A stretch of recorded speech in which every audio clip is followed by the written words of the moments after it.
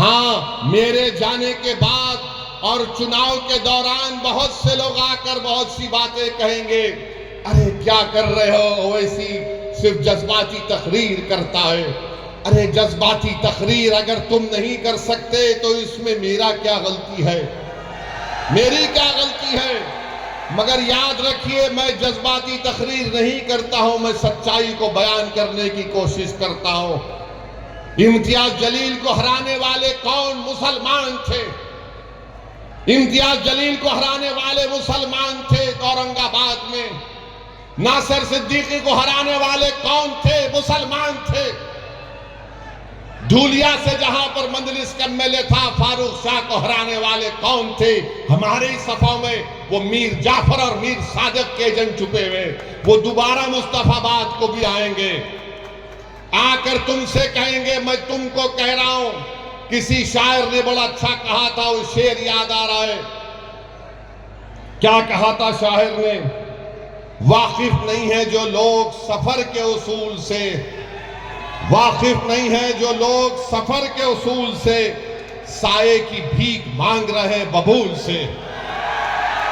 ये वो लोग हैं आकर वही सेकुलरिज्म का पुराना राग लगाएंगे। रे कहां का सेकुलरिज्म है बताओ?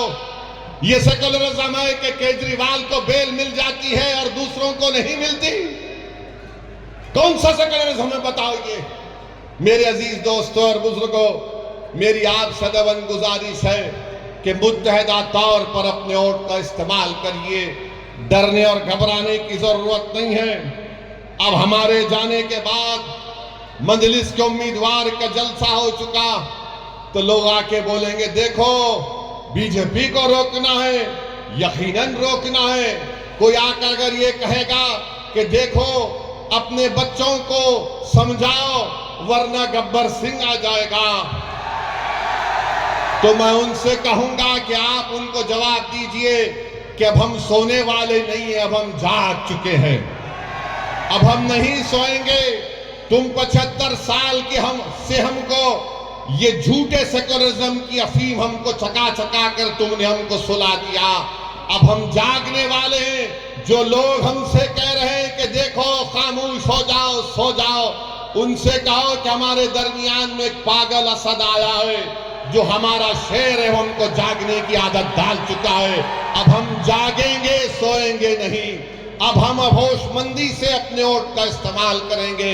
मेरे अजीज दोस्तों और बुजुर्गों, आपकी आवाज आपके हाथ में है, आपकी आवाज आपके हाथ में है।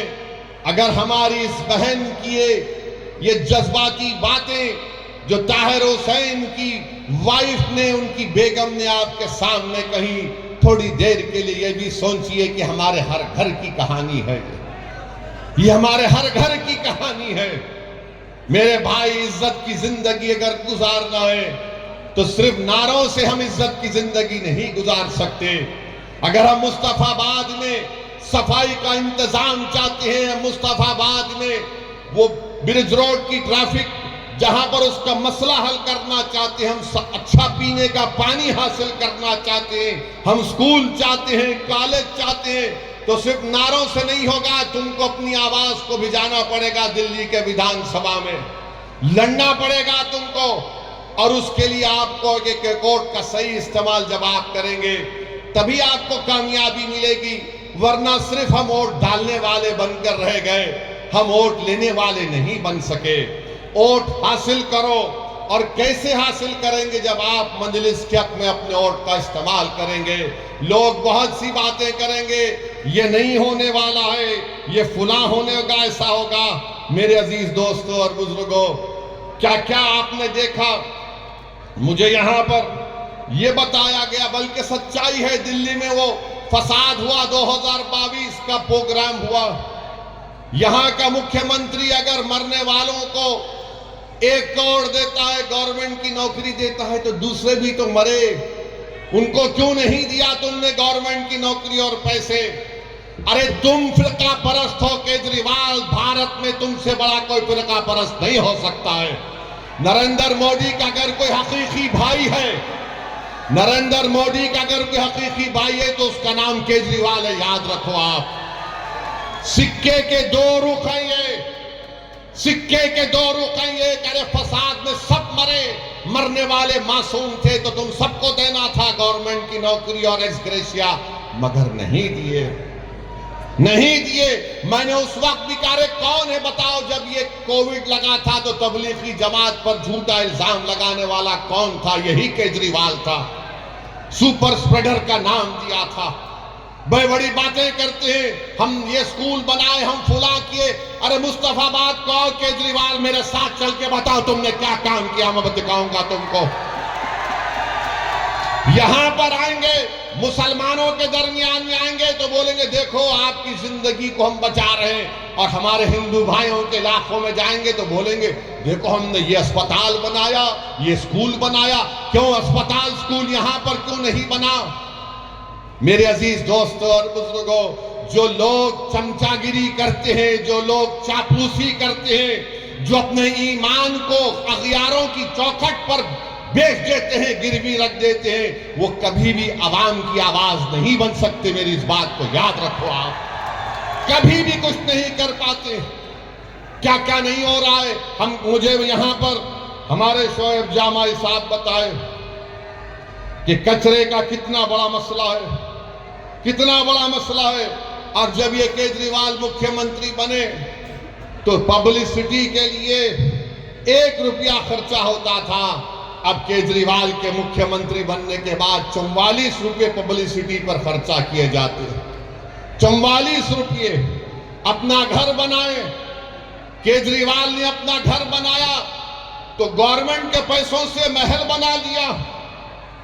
अरे केजरीवाल तुम यहां पर आकर देखते मुस्तफाबाद में लोग कैसी अपनी जिंदगी गुजारते हैं। मेरे अजीज दोस्तों और बुजुर्गों, नेशनल ग्रीन ट्रिब्यूनल ने दिल्ली हुकूमत पर 900 करोड़ रुपए का उनको कहा कि कंपनसेशन दो, मगर ओखला, गाजीपुर, फलसावा में जो कचरे के पहाड़ बन रहे हैं, ऐसा लगता है कि जूनागढ़ के गिरनार से भी लंबे पहाड़ कचरे के बन रहे हैं। कोई पूछने वाला नहीं है क्या डेवलपमेंट हुआ दिल्ली में, कुछ दिक्कत नहीं आता।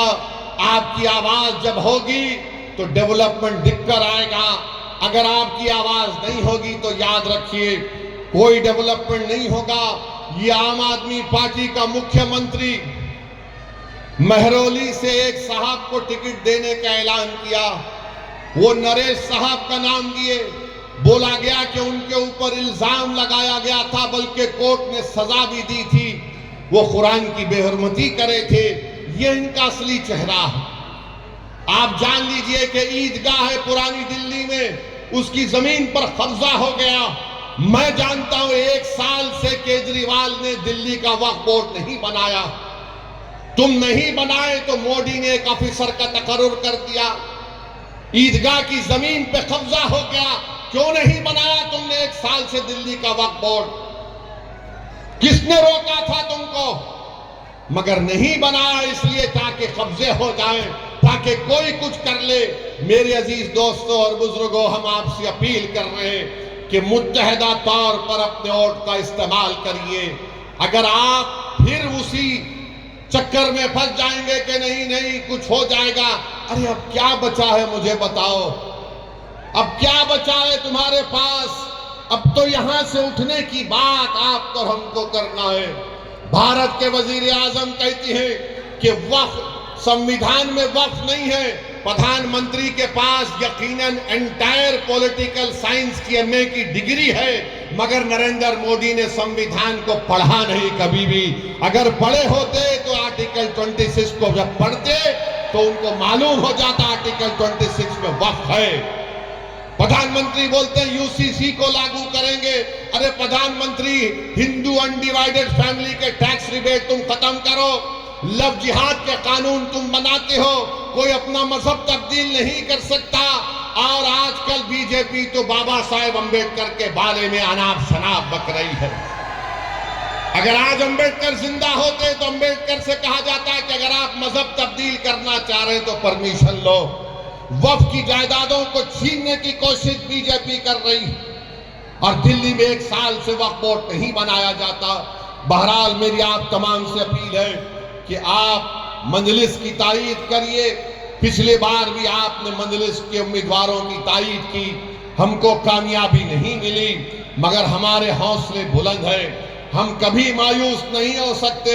मेरा काम लड़ना है, मेरा काम अवाम के दरमियान में जाकर अपनी पार्टी की बात को आपके सामने रखना है। मेरा काम, इम्तियाज जलील का काम यह है कि भारत की पार्लियामेंट में हम आवाम के मसाइल को उठाते हैं।